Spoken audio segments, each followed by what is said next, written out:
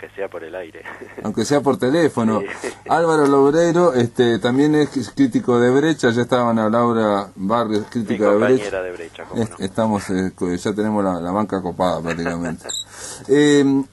Álvaro, ¿cuál es tu aproximación a Harold Pinter? ¿Cómo fue? ¿Te acordás cuando lo viste por primera vez una obra? Sí, ¿Lo leíste? yo creo que a mí me llegó primero a través de la película El Sirviente. Ajá. Sí, y ahí era en realidad el libreto de él. Exacto. Sí, pero igual me llegó la aproximación a los personajes que, digamos, la situación quizás era, si uno la cuenta así, un sirviente que de alguna manera termina mandando al amo, podría suceder en cualquier lugar y de repente se podía contar de manera simple, pero Harold Pinter me llamó la atención que lo hacía desde ángulos inquietantes. Él tiene eso, me parece, siempre examina situaciones que pueden ser, digamos, no sé si triviales, pero bastante generales, pero las examina desde un ángulo diferente, observa de pronto las rarezas de esos personajes, rarezas que de pronto tenemos todos, pero cuando contamos cosas nunca las incluimos. Entonces, él creo que las descubre, tiene un ojo especial para eso, para proponerlo y para hacerlo también descubrir al espectador. Sería una especie como de un investigador del universo cotidiano, o sea, cosas que ocurren en lo cotidiano, pero desde el punto de vista inquietante, ¿no? Sí, Algo inquietante. Él ve un poquito más allá de lo cotidiano, y entonces ahí es donde vuelve lo cotidiano inquietante.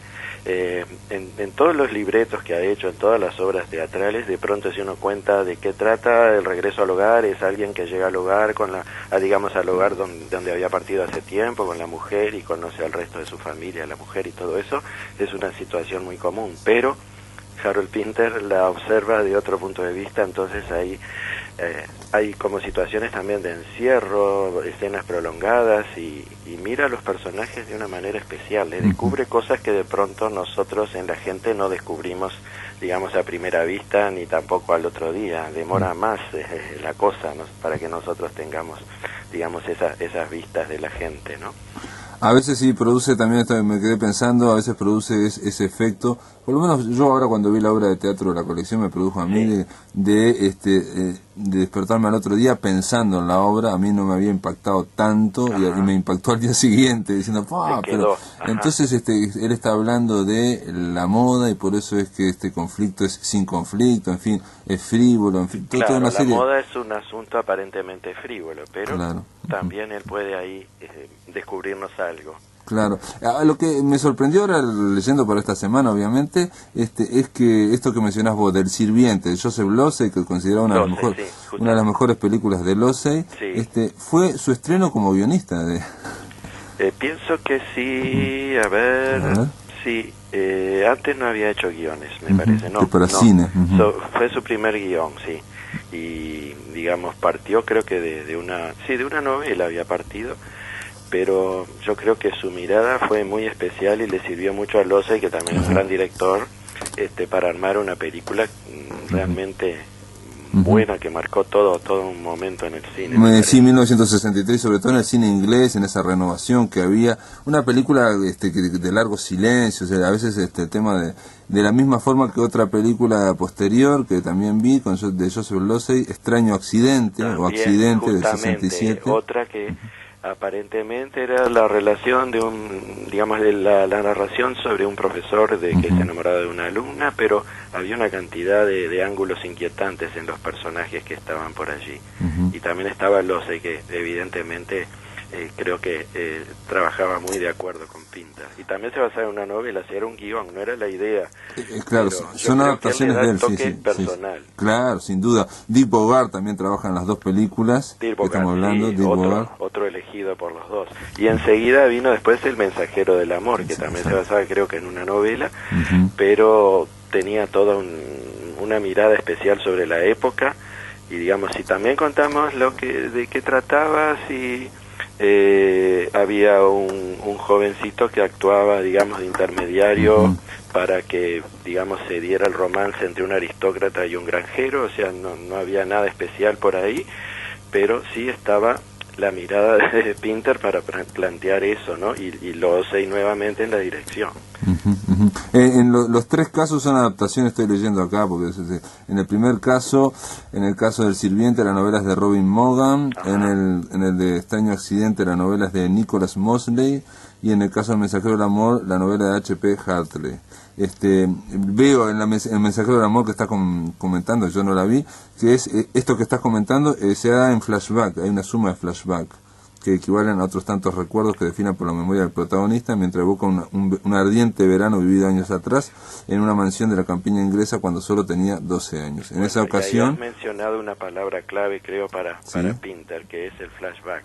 Claro. Porque creo, una vez escuché leí que a él lo que más le preocupaba de una historia era la forma en que la iba a contar y la estructura. Entonces, por ejemplo, ahora me acuerdo de Traición, una película que es un romance pero visto hacia atrás.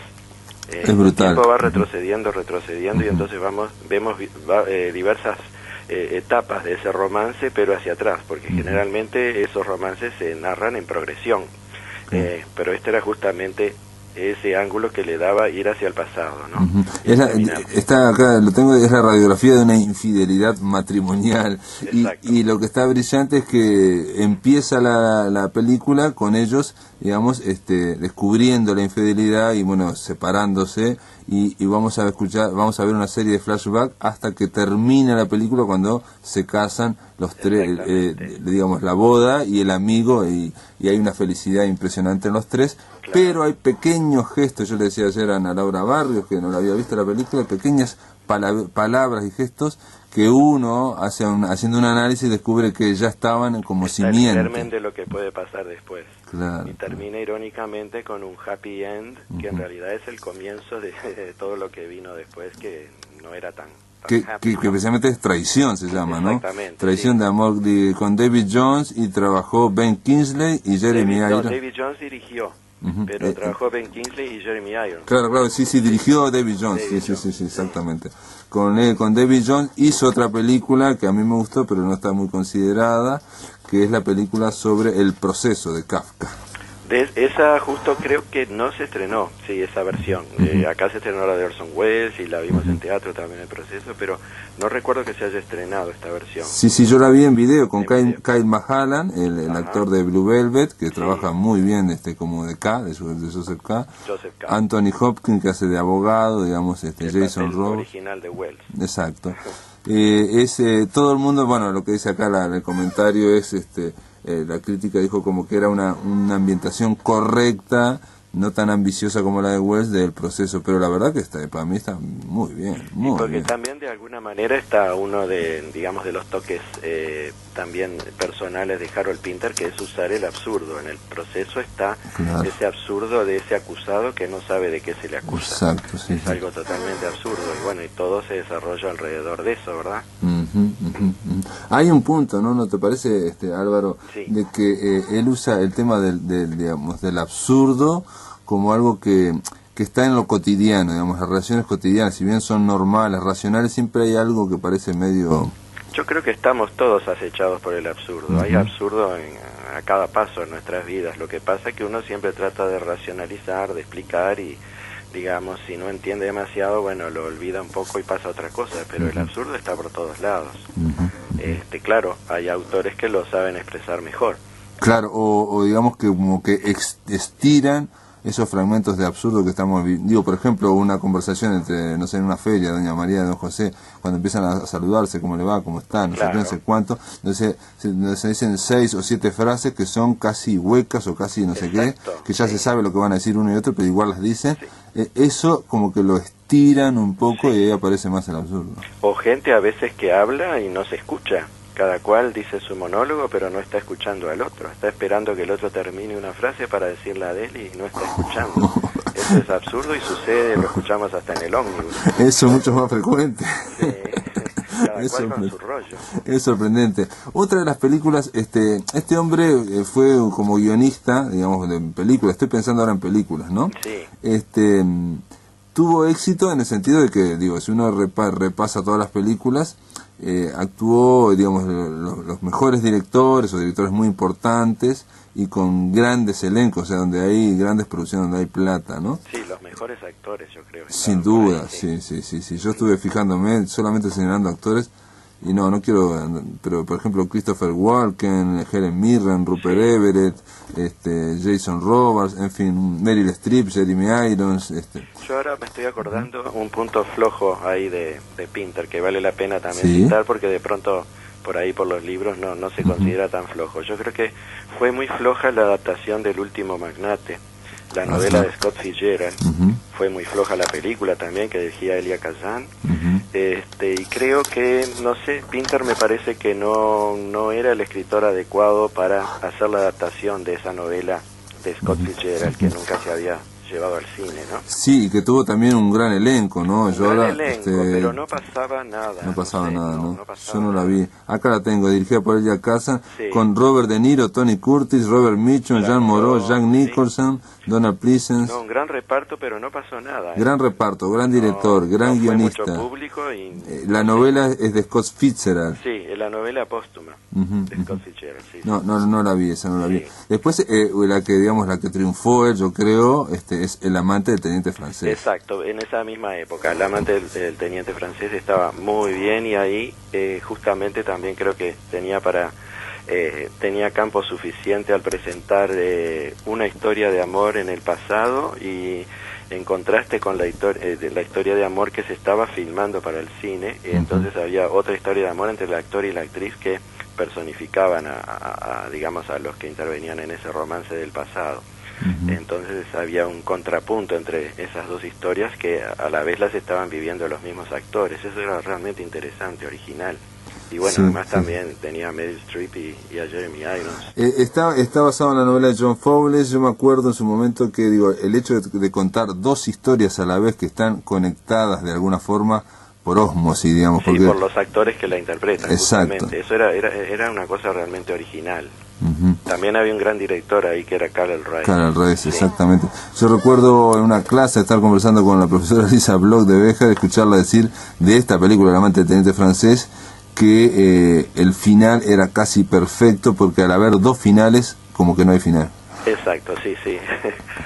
Y creo que estaba también ahí muy presente eso de que le preocupaba la forma, la estructura de la película. Creo que esa es una de las que mejor se logra, una forma muy original para dos historias que de pronto no eran demasiado originales, o sea, dos romances, pero relacionados de una manera fascinante.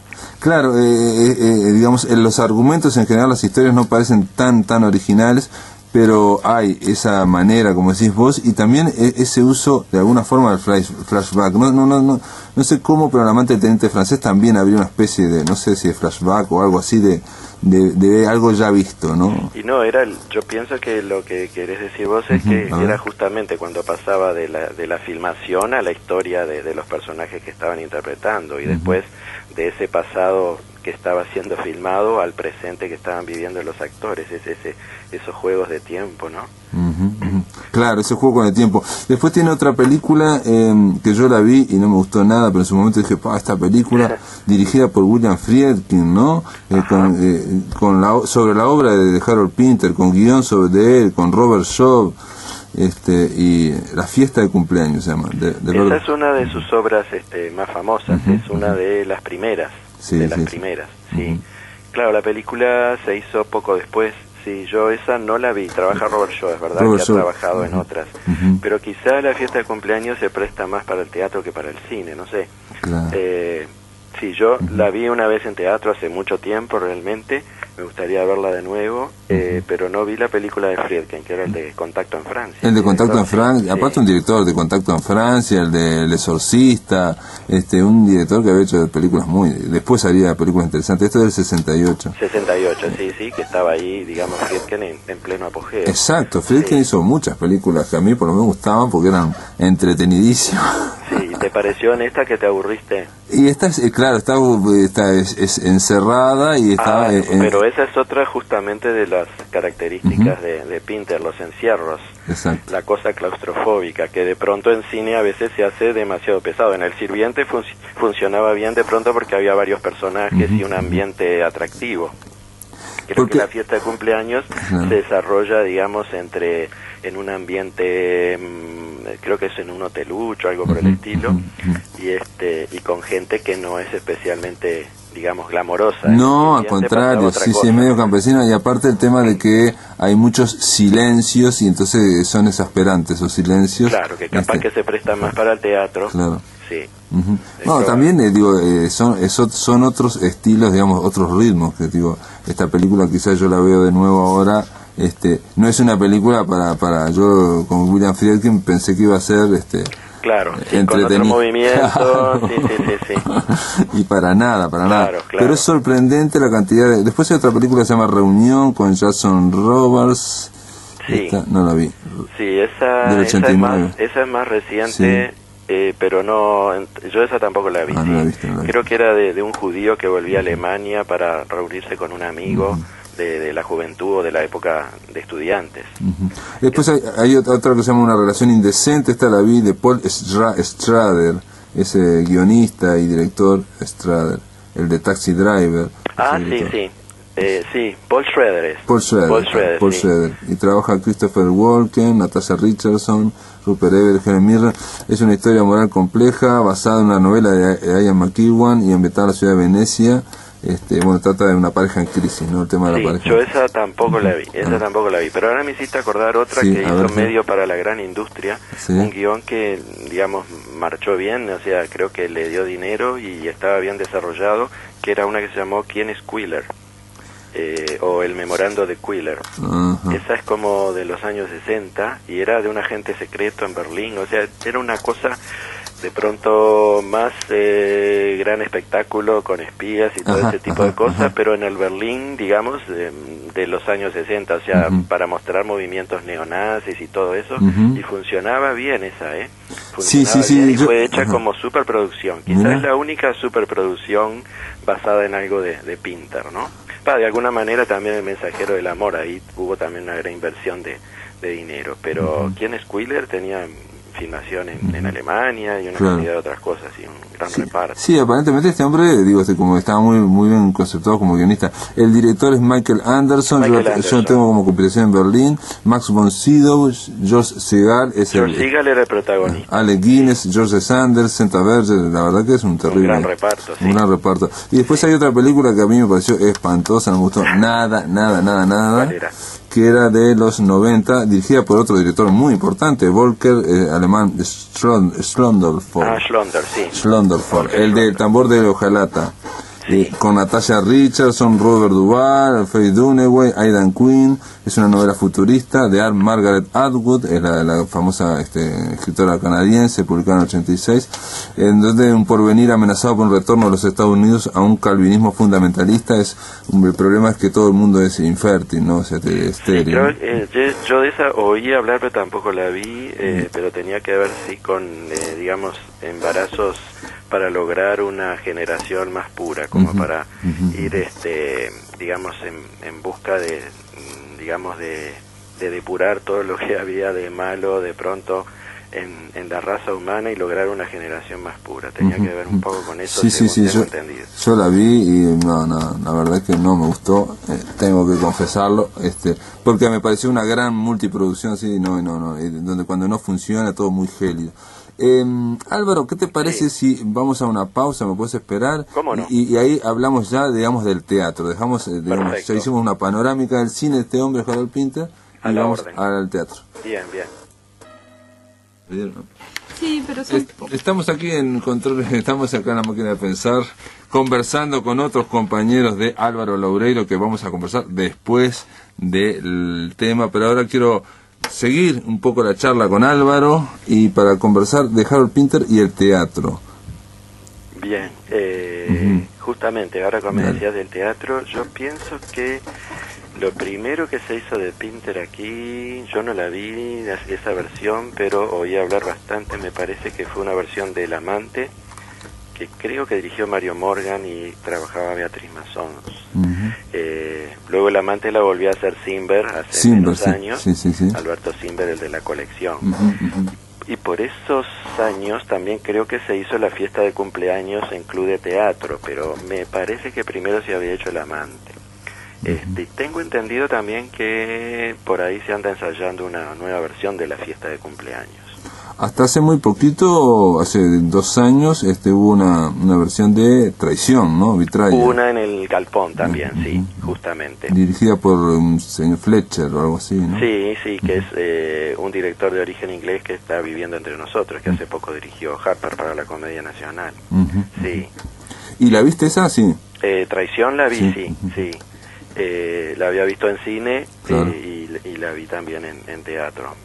Me gusta mucho esa obra. A mí también, sí, es una cosa sorprendente, ¿no? Es muy original lo que decíamos hoy, porque si la contamos de manera progresiva, es una historia normal, bueno, el triángulo, todo eso, pero digamos, no tiene nada especialmente original, pero contado hacia atrás, se vuelve realmente inquietante, asombrosa de alguna manera. Y te obliga, como un masaje cerebral, te obliga a tratar de reconstruir en tu cabeza todo cómo fue la obra, claro, cómo fue la narración, en su sentido normal o natural, que es desde que se casan hasta que 9 años después se divorcian, se pelean porque hay un adulterio, ¿no? Sí, y otra cosa que me sugerías vos hoy, también creo que nos obliga a pensar a veces, cuando pasa algo, a examinar el pasado. Porque siempre que pasa algo, no pasa porque sí, generalmente pasa obedeciendo a cosas que sucedieron antes. Entonces, creo que ese examen del pasado que hacía ahí Pinter te hace ver justamente cómo después las cosas dan, digamos, sus frutos, ¿no? Claro. Las motivaciones, los gestos, y bueno, eso lo comentábamos ayer con Ana Laura Barrios, el tema de eso capaz que le viene del teatro del absurdo, el tema de conversar algo y empezar en la conversación a mencionar un objeto, una palabra, y esa palabra se empieza a cargar de agresividad, de significado. Esa es otra cosita que maneja muy bien Pinter, son las motivaciones oscuras que tiene la gente a veces, que dice algo que podía ser muy trivial, pero en el fondo tiene una carga de repente, como decís vos, de agresividad o de duda, de sembrar discordia, no sé. En la colección, por ejemplo, en esta obra que está en el circular, en un momento ellos se ponen a conversar sobre, alguien pide aceitunas y entonces ofrecen aceitunas, no hay aceitunas, y empiezan a hablar con la aceituna y al final no sé, alguien dice, no, ya te dije que a mí no me gusta la aceituna, no sé qué, no sé cuánto, y se carga esa palabra. Sí. Hay una frase de Harold Pinter que te la voy a leer porque un poco, para retrucarme a mí, que yo veía que la fiesta de cumpleaños era muy lenta, esa película, ¿no? Y donde parecía que había muchos silencios. Dice Harold Pinter, ustedes y yo, como los personajes que crecen desde una página en blanco, somos casi siempre gente evasiva, inexpresiva, desconfiada, a la defensiva, pero es desde aquí que nacen las palabras, un lenguaje donde debajo de lo que se dice, en realidad se dicen otras cosas. Es verdad, como decías ahora, se puede estar hablando de aceitunas y capaz que detrás de eso hay una verdadera batalla. Claro, claro. Y digamos, y de la parte que no lo hablamos un poco para terminar esta charla, Álvaro, de una parte de teatro de este hombre, Harold Pinter, que sería la parte de compromiso político, social, la parte, digamos, de fustigar a los poderes. ¿Vos dónde la ves en la obra de teatro? Yo lo veo más bien, quizás muestra a veces de manera muy descarnada la hipocresía en las clases altas. Entonces, por ese lado puede ser, pero no vi, o creo que salvo esa aquí en Squealer, que era una especie de thriller de repente sobre los neonazis, más bien veo que trata más sobre el ser humano, que digamos en cuestiones aparentemente cotidianas, que en lugar de referirse a grandes temas políticos, me parece, ¿no? ¿No lo ves que, digamos, que fustiga, por ejemplo, a la burguesía, bueno, a los comportamientos? A la alta burguesía, digamos, muestra los defectos de la alta burguesía, bueno, lo veíamos en El Sirviente. Claro, en El Sirviente sobre todo, en Extraño Occidente también. De alguna manera en Extraño Occidente, aunque era ya una cosa más bien de, digamos, de ambiente universitario, pero de una universidad de primera línea, ¿no? En El Mensajero del Amor también de alguna manera. Pero hay otras que tratan de gente muy, digamos, cotidiana, gente de clase media o clase media baja, en donde no está presente, digamos, de forma directa toda la carga política, digamos. Igual, por supuesto, uno puede leer entre líneas y sacar sus conclusiones, y todo sirve para pensar, ¿no? Para digamos, pensar lo que nos está diciendo, y a nosotros nos sirve también para nuestros propios procesos, pero creo que no lo hace de forma tan deliberada. Claro. A mí me llama un poco la atención, por ejemplo, en la colección yo decía de que el teatro es conflicto, y parece que los conflictos en Pinter siempre son como asordinados, soterrados, y prácticamente es algo que hay que inferir. Cuando le dan el premio Nobel, uno de la Academia Sueca escribió que Harold Pinter descubre el precipicio de las conversaciones cotidianas. Ajá, claro. En una conversación cotidiana puede estar el precipicio, por supuesto, sí. Pero como decís tú, de una manera asordinada, siempre, digamos, desde el punto de vista de cosas que aparecen como triviales, o que si es un conflicto, no es un conflicto demasiado grande, pero puede llegar a ser grande si sigue. Bueno, muy bien, Álvaro, gracias por tu colaboración e ilustrar un poco este hombre, Harold Pinter, que es un dramaturgo y un guionista complejo, no es alguien sencillo, y con un estilo de muy refinado, ¿no? Sí, creo que dice mucho, la verdad que dice mucho, sí. Dice mucho con poco. Sí. Bueno, fue un placer también esta conversación con ustedes, y como siempre estoy a la orden, porque todos estos temas me gustan mucho, por supuesto. Bárbaro, un abrazo, Álvaro. Igualmente, gracias. Muy bien, vamos a hablar ahora de cine. Bueno, en realidad estuvimos hablando de cine también hoy sobre Harold Pinter, y les doy la bienvenida a estas chicas que vienen a hablar de Cinemateca Uruguaya. Bueno, María José Santacreu y Alejandra. Muchas gracias por recibirnos. Bueno, aquí estamos nuevamente con el Festival de Invierno, esta vez, el 14º Festival de Invierno, que ya está en marcha. Y bueno, queríamos hablar un poquito de la programación que está teniendo lugar en la sala Cinemateca 18 y sala 2, o sea, a diferencia del Festival Internacional que se apropia de todas las salas, digamos, incluso las que no son de Cinemateca. Incluso se expande más allá de la Cinemateca. Tiene la sala mayor de Cinemateca, que es Cinemateca 18, con una capacidad de 800 localidades, y la sala más chica es la sala 12 de ahí de Cinemateca, la que está abajo de Carnelli. De abajo, ahí está. Amada y odiada por igual, hay que decirlo. Sí, muy cuestionada a veces, pero bueno. No, pero la sala 2, ahí tienen que ir ahora, no es la vieja sala 2. Bueno, muy bien, me lo dice por mí, ¿no? Tengo que ir yo. Esto empezó el 4 de agosto, el sábado 4, y termina el sábado 11 de agosto. O sea, en esas dos salas van a ocurrir estas películas que aparentemente están más para el público más cinéfilo, ¿no? Sí, en realidad el Festival de Invierno es un festival mucho más pequeño que el Festival Internacional. El Internacional de abril, de Semana de Turismo, tiene alrededor de 300 películas. Este tiene solo 45, 45 largos y algunos cortos. Pero a pesar de eso, es un festival que logra varias secciones con una variedad, y sí hay algunas películas que son más para cinéfilos, pero hay muchas otras que son para todos los públicos.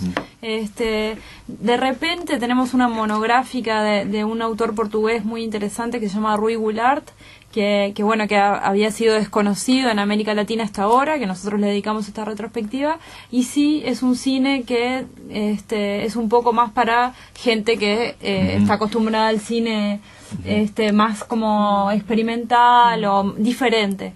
Pero por otro lado hay películas como para todos los públicos, incluso en esta edición festejando el Día del Niño, el sábado 11 de agosto, vamos a estar exhibiendo La máquina que hace estrellas, que es una animación para niños de entre 6 y 13 años, muy linda, que todavía no se es de un argentino, todavía no ha tenido estreno en Argentina, pero sí ya ha hecho un circuito de festivales con un éxito increíble.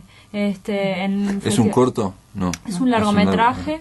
Es la historia de un niño de otro planeta que tiene como misión, heredada de su familia, de reparar la máquina que hace estrellas, que está en otra galaxia, digamos. Entonces es todo ese viaje que él hace para que los planetas vuelvan a tener la luz de las estrellas.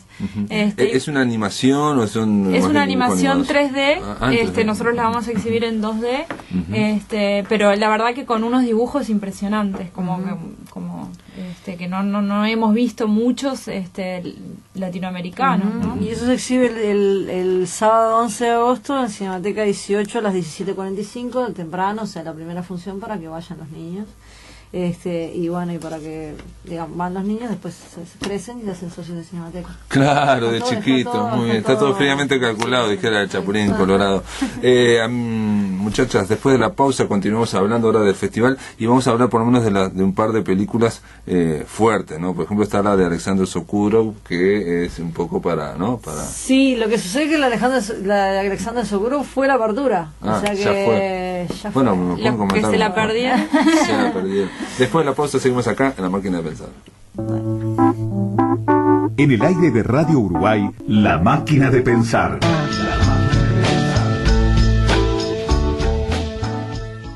La ley en tu lenguaje. Clara Berenbaum, comunicadora. Es importante que sepas que la violencia doméstica tiene muchas formas y todas te limitan en el libre ejercicio de tus derechos. Contás con una ley que protege tu seguridad, tu libertad y tu integridad física y emocional. No te calles. La violencia doméstica es un delito. Conoce más sobre la ley de erradicación de la violencia doméstica en impo.com.uy/violencia doméstica. Importa que lo sepas. IMPO, Centro de Información Oficial.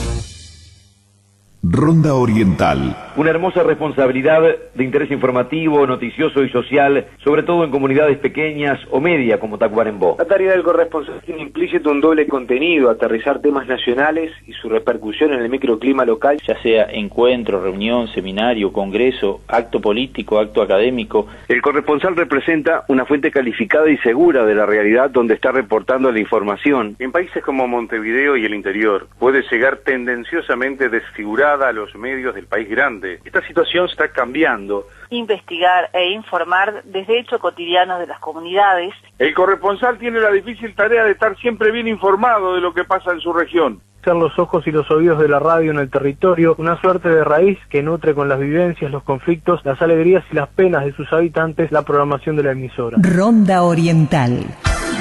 De lunes a viernes a las 6 de la mañana. Con la conducción de Carlos Montero y la producción periodística de Sergio Farto.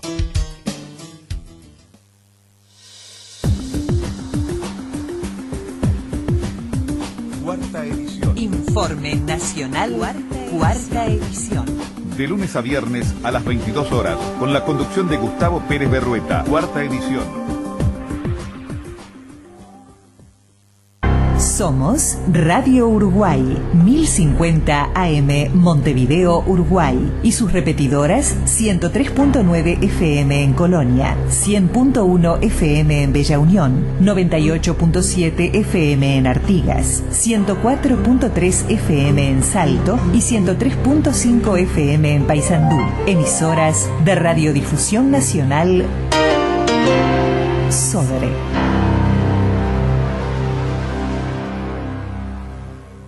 Atención, charlas, entrevistas o columnas que te perdiste o que querés volver a escuchar, las encontrás en el blog de La Máquina de Pensar. Ingresá a piensamáquina.blogspot.com y bienvenido al corazón de las palabras. Continuamos aquí en La Máquina de Pensar, estamos conversando con María José Santa Cruz y Valles y conversamos y Alejandra Trelles sin parar de películas del Festival de Invierno. Bueno, nos quedan como 15 minutos para podemos tranquilamente, la pregunta más inteligente que hago siempre es ¿qué nos recomienda? Bueno, no, porque tú hablas de Sokurov y fue la apertura, decíamos que había ido mucha gente, la verdad que Sokurov no es para todo el mundo, pero realmente parece que es más para todo el mundo de lo que pensábamos, porque había... No, hay un detalle, capaz que, digo, la película Fausto, la película es ganadora al León de Oro en el último Festival de Venecia, digo, no siempre se estrenan acá las películas así, y aparte el tema de Fausto también, ¿no? Sí, que es aparte un tema que interesante. Forma parte de la tetralogía del poder que viene haciendo Sokurov, ¿no? Que abordó, bueno, a Hitler, a Stalin, a Hirohito, y bueno, y como que este es el cierre, bueno... y aparte que después que la gente ya se acostumbra, que de repente el impacto de Sokurov, la primera vez hablábamos un poco recién de Madre e Hijo, que fue como impactante en el momento que se estrenó, porque era algo como muy lento. Sí, después ya la gente ya sabe lo que va a ver, y bueno, es muy bueno Sokurov. Pero todavía queda mucho, a pesar de que esa justamente no se va a pasar, pero probablemente se estrene en la propia Cinemateca, hay muchas cosas todavía para ver. No sé, Alejandra, a ver qué sí, tenemos, por ejemplo, la sección que estamos haciendo sobre música, documentales musicales, que es muy interesante, y también hay para todos los gustos, porque bueno, está desde Robin Hitchcock hasta Bob Marley, pasando por el movimiento del tropicalismo en Brasil de los años 70, con un documental que se llama Tropicalia, donde aparecen Tom C., Caetano Veloso, Jobim, María, ¿cuál es más? Gilberto Gil. Está notable. Y después tienen otra de Pink Floyd y Syd Barrett, la historia de Pink Floyd y Syd Barrett, dirigida por John Eddington. Syd Barrett, que fue el que le dio ese sonido psicodélico a Pink Floyd, y que empezó a tener algunos problemas mentales al punto de que lo tuvieron que sacar de la banda. Uno se imagina a veces que Syd Barrett murió en ese momento, porque fue uno como de los fundadores de Pink Floyd, el que le dio ese... Pero no, él siguió viviendo, hizo 2 álbumes que son muy buenos, que los hizo muy separados uno del otro, y este documental es un poco la historia de Pink Floyd y Syd Barrett, que quedó radiado de la banda. Porque creo que, yo no recuerdo, pero se le detectó esquizofrenia, sí. ¿no? Entonces después fue a clínicas mentales, después vivió con los padres durante décadas. Es una historia trágica, pero musicalmente, él como que conservó esa... si bien no fue un músico productivo, sí conservó esa genialidad musical que creó el sonido Pink Floyd, y que después en esos 2 álbumes un poco tardíos los vuelve a esta película, entonces, la de Pink Floyd y Syd Barrett, también la van a dar durante esta semana, digamos. El jueves a las 21 horas. El jueves a las 21 horas. Y después hay otra que es The Making of a Legend de Bob Marley, ¿no? Ahí está. Perdón, yo hablo mucho. Bueno, esta película de Bob Marley es un documental que hizo una novia que tuvo Bob Marley, y trata sobre todo como el comienzo de la carrera de él como músico, y si bien tiene imágenes de archivo y todo, no tiene grabaciones originales, porque la familia de Bob Marley no le dejó a esta novia usarlas, no le dio los derechos, ¿no? Está bueno eso aclararlo, porque para no crear como una expectativa que de lo que la película no es. La película tiene muchísimas imágenes de archivo, sobre todo del inicio de la carrera de Bob Marley, ¿no? Y y entrevistas y todo eso. Lo que no tiene es la música de Marley, ¿no? Que para muchos es un problema de la película, pero todos sabemos que la familia de Bob Marley es muy controladora de ese legado, y que ha habido muchas películas que han tenido problemas para poder desarrollarse y tener la música de Marley. Pero es una película interesante que completa, el ciclo de musical con 2 documentales sobre Robin Hitchcock, que es un músico no muy conocido, es muy bueno, probablemente venga a Montevideo, viene a ser nosotros hay un productor acá en Montevideo que está tratando de traerlo, y es una especie de avant premier, no sabemos, por las dudas vayan a ver las películas, por las dudas que Robin Hitchcock. Fue muy bien, esa cita de la música de Robin Hitchcock. Sí, son recitales y documentales sobre él, y es una buena oportunidad de conocer lo que él hace, que es casi un músico de culto, ¿no? Que por acá no es muy conocido. Yo no lo conocía, y lo conocí a través de los documentales, y la verdad que me gustó mucho, sí. Después está el caso Trabal, ¿no? El caso de Ramón Trabal, ¿no? Entrevero es una película que la han estado difundiendo, por lo menos a mí me ha llegado, del francés Gonzague Petit. Sí, es familiar de Trabal, y bueno, el valor que tiene la película, bueno, de asomarse el caso Trabal y la cantidad de entrevistas que hizo González, entre las cuales está Sanguinetti, está Sendik, bueno, es una pequeña investigación. Es una película también hecha muy de bajo presupuesto y hecha por alguien muy allegado a la familia. Y que bueno, que intenta arrojar luz sobre ese hecho tan controvertido, ¿no? Hasta el día de hoy, bueno, está el enigma Trabal, ¿no? El asesinato de Ramón Trabal, que no se sabe exactamente quién lo mató en París, ¿no? Que y bueno, y ese entrevero que vendría a ser, digamos, una definición de lo que es el caso Trabal, digamos, porque también se pasa, yo creo que también es el jueves, yo no sé, no lo tengo acá, el viernes a las 19:30 y el sábado a las 17:45.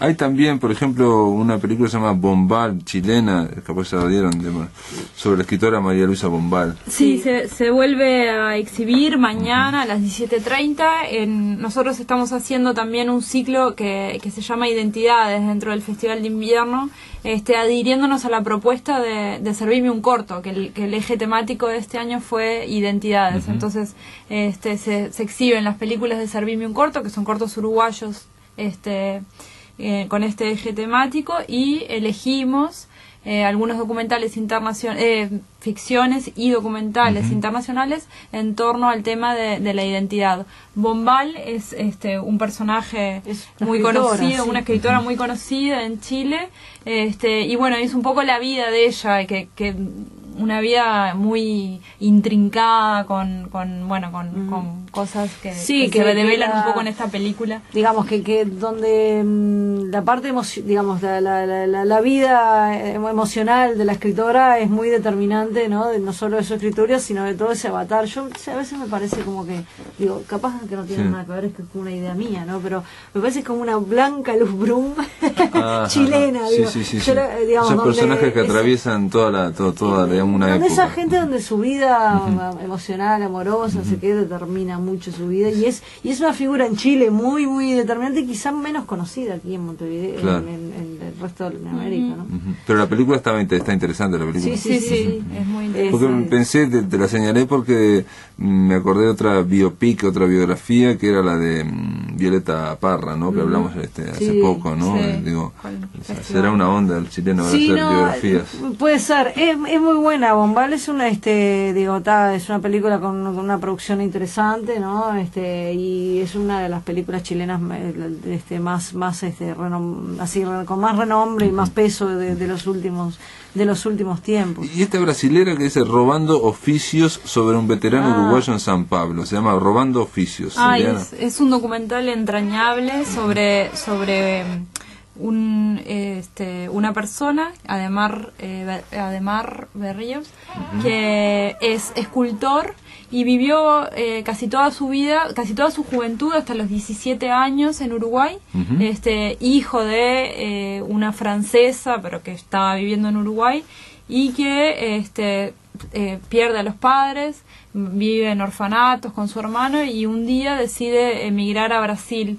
A pesar de eso, él sigue desarrollando su arte, que es la escultura, después para ganar un poco más de dinero para vivir, se dedica a la carpintería, pero lo ves a los 75 años que tiene ahora y sigue cantando como cantaba en su juventud, las canciones de Citarrosa, sigue recordando toda...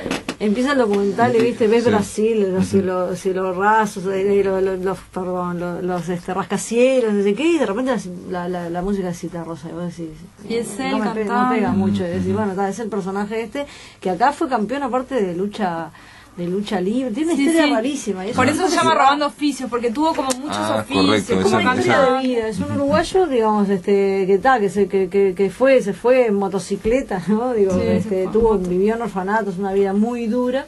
Y que desarrolló su carrera en Brasil y que sigue teniendo esa ligazón con el Uruguay, ¿no? Que te hace esa cosa rara que empieza. Yo me acuerdo cuando la vi al principio y ¿y esto de qué es? Porque empieza de esos rascacielos, no sé qué. Llama la atención el título, título, Robando Oficios, es un título que engancha, ¿no? Sí, y sobre todo para tratar de... Bueno, porque es una persona que digamos, como que se buscó la vida de una manera y es un personaje realmente muy interesante y totalmente desconocido, al menos yo antes de este documental no Después hay una especie de thriller que es Snowman Lands, el hombre, ¿cómo sería? La tierra de... bueno, algo de el hombre de la tierra de la nieve. El hombre de la tierra de la nieve. Ahí va, es la película, digamos, una película, el equivalente de una película de acción en Cinemateca, Si quieren ver una película de acción, este es el momento. Es la película de acción del Festival policial, ¿no? Es muy buena, ¿no? Es una película sobre unos asesinos a sueldo,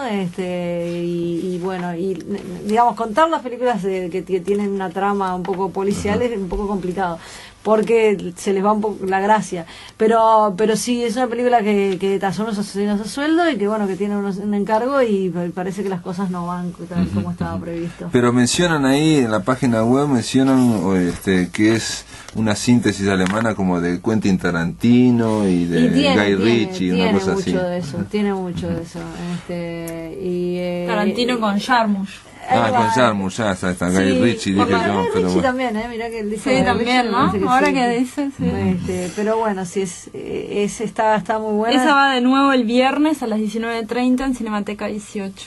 Ahí está. Después hay una sobre la polémica ley de medios argentina, la cocina de David Blau, la cocina, sí, interesante, bueno, nos parece muy interesante. Bueno, el tema es que, ¿por qué programamos la cocina de David Blaustein? Porque nos parece interesante el tema de las leyes de medios. Entonces, correcto, aquí en Uruguay. Para empezar a pelotear algo. Entonces nos parece, es una película, evidentemente, está muy centrada en lo que sucede en Argentina. Digamos, podría decirse que es una película bastante oficialista, claro, ¿no? Argentina, pero que aborda un tema que creo que acá en Uruguay está muy pendiente, que es la regulación de medios, es la regulación, o sea, la posibilidad de regular o no, y se le da y se ve en la película, ¿no?, todo el proceso de discusión de esa ley en Argentina. Evidentemente para gente que esté interesada en el tema, para mí particularmente me parece que sí, que es un tema muy interesante y que Uruguay debería por lo menos dar esa discusión sobre el funcionamiento de los medios y bueno, y ver el reflejo, lo que pasa en Argentina. Creo que nos puede ayudar a pensar ese tema respecto al país, y aparte porque lo hace David Blaustein, ¿no?, que es un director que tiene trayectoria, que Cinemateca ha seguido sus películas y que bueno, que vemos que tiene su lugar. Después quería, si tenemos un minuto, una rareza que es Piercing 1, que es una animación china, que es muy, muy interesante también. La animación, oriental nos llega siempre por el lado japonés, y sin embargo en China hay una industria muy pujante de la animación que recién empieza a llegar, y bueno, y esto es un buen ejemplo. Y bueno, aquellos que estén interesados en los largometrajes de animación, les recomendamos que la vean. Es para adultos. Es para adultos. Es una animación sobre alguien que pierde su trabajo en medio de una crisis. Es como... Y por último, una que me llamó la atención también, una colaboración norteamericano-uruguayo, porque acá hay un francés haciendo una película sobre el caso Trabal, y esta es una película que se llama Hasta Nunca, de Mark Street. Tiene que ver con la radio, aparte. ¿Y de qué se trata? Pues es una ficción, ¿o no? Es una ficción. Hay un personaje que es un personaje, una persona de 40 años que trabaja en una radio, que lo hace Rufo Martínez, que él también en realidad trabaja en radio, que no es actor, y a su vez trabaja una actriz que se llama Mayana Olazábal, seguramente ya la conocen. Y bueno, el personaje tiene un programa de radio donde la gente cuenta historias y secretos de Montevideo, ¿no?, de la ciudad, y aparece Montevideo retratada por Mark Street, que es un director estadounidense, y realmente logra captar una esencia de la ciudad. Y le pregunta que se hace todo uruguayo, ¿qué hizo Mark Street? ¿Por qué vino acá a filmar?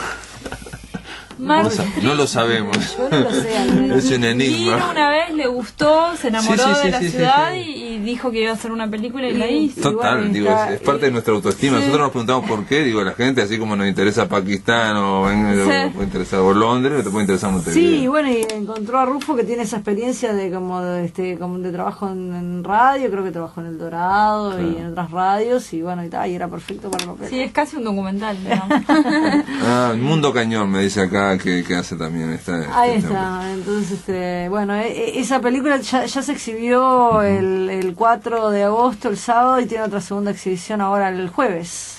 Muy bien, obviamente los que quieran saber con exactitud pueden ir al blog de La Máquina de Pensar, que ahí está linkeado, está vinculado al 14 Festival de Invierno de Cinemateca Uruguaya, o lo buscan en Google también y ahí van a encontrar, o llaman por teléfono a Cinemateca, que es una cosa bastante sencilla también, sí, ¿no? Ahí está, bueno, la página web de Cinemateca tienen toda la información que aparece. No, yo lo digo también para gente que no todo el mundo maneja internet, entonces el teléfono sí se puede y a veces se llama Cinemateca. Sí, creo que ahí lo atienden en las boleterías. Y si es antes de las 5, las atendemos nosotros, su atención directa. Muy bien, contamos las películas. Exactamente, les van a hacer un informe previo. María José de Santa Creu, Alejandra Trelles, gracias por estar acá en La Máquina de Pensar.